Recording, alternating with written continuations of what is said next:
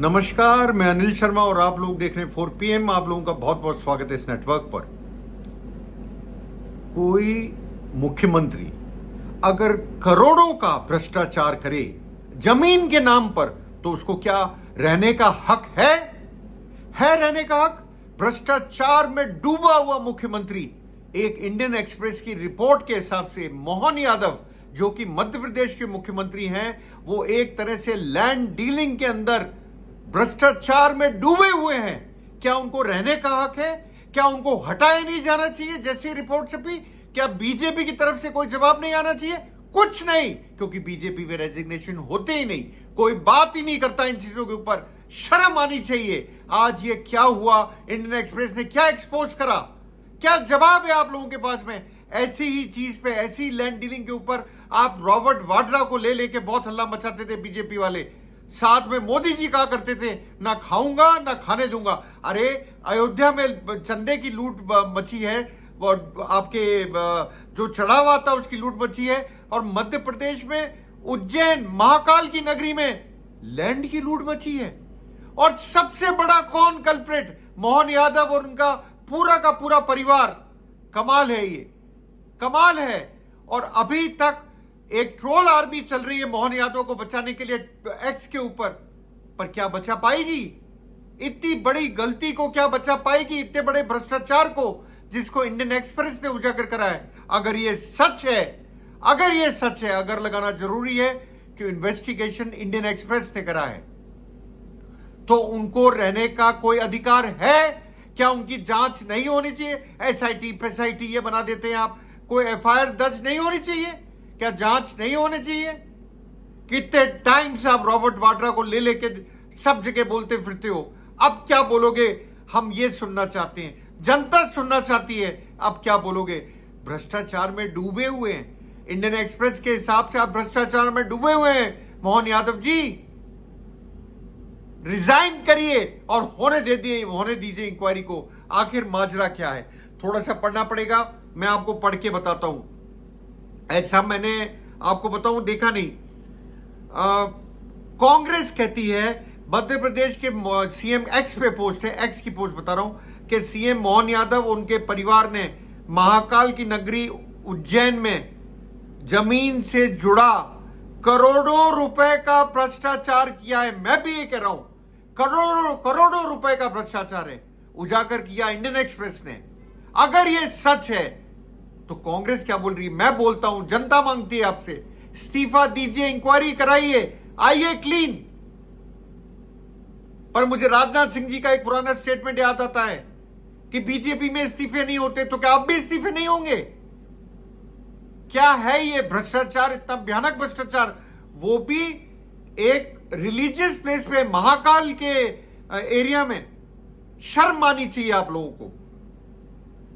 वो कांग्रेस आगे लिखती है, मोहन यादव के करीबी रिश्तेदारों ने सरकारी प्रोजेक्ट्स के आसपास करोड़ों की जमीन खरीदी और खूब पैसा बनाया।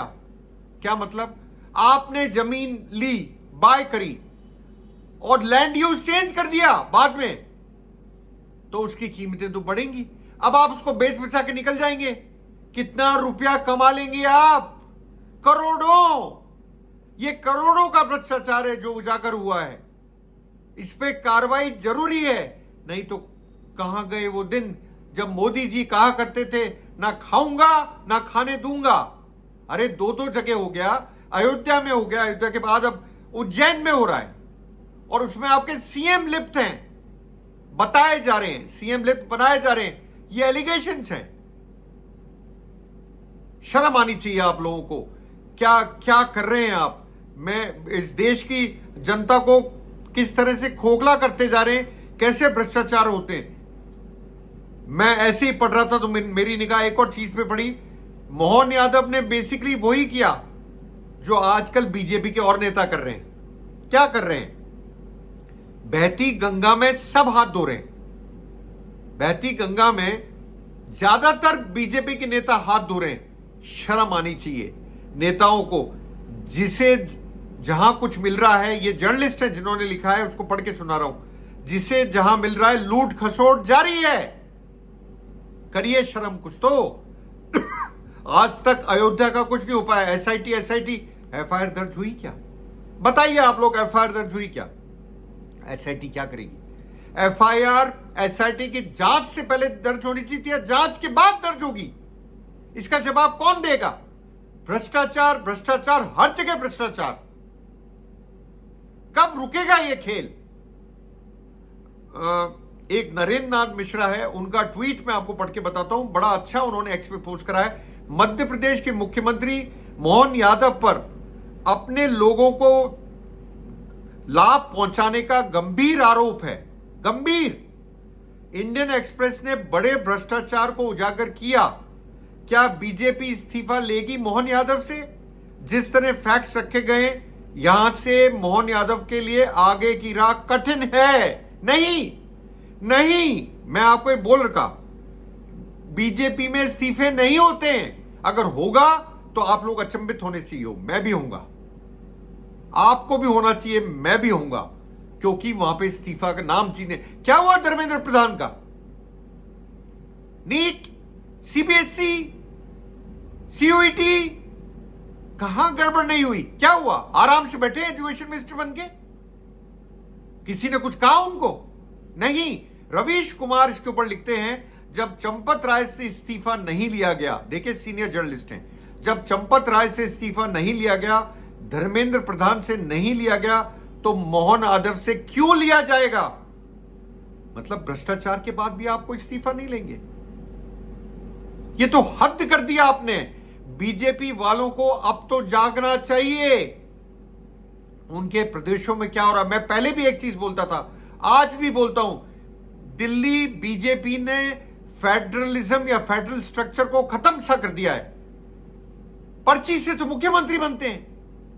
जब पर्ची से मुख्यमंत्री बनेंगे तो मतलब दिल्ली की सरकार आपको चला रही है, आपके राज्य को, चाहे वो राजस्थान हो, चाहे वो मध्य प्रदेश हो, चाहे वो आपका हरियाणा हो, ये सरकारें दिल्ली से चल रही हैं।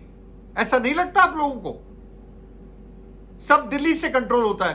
तो क्या मोहन यादव ने, ये मैं एलिगेशन लगा रहा हूं, किसी के कहने पे ये किया?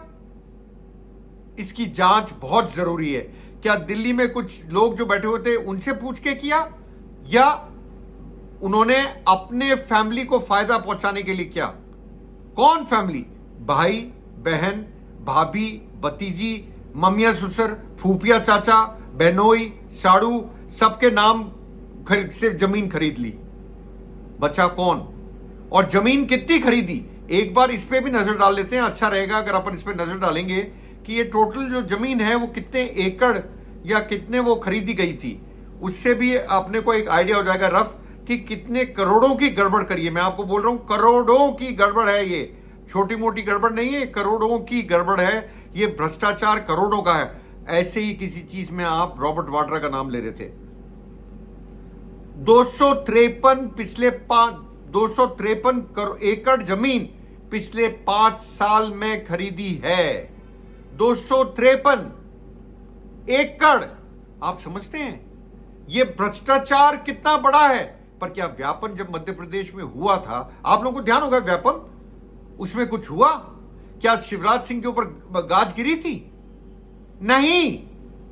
तो क्या 253 एकड़ पे गाज गिरेगी? मुझे मुश्किल लगता है।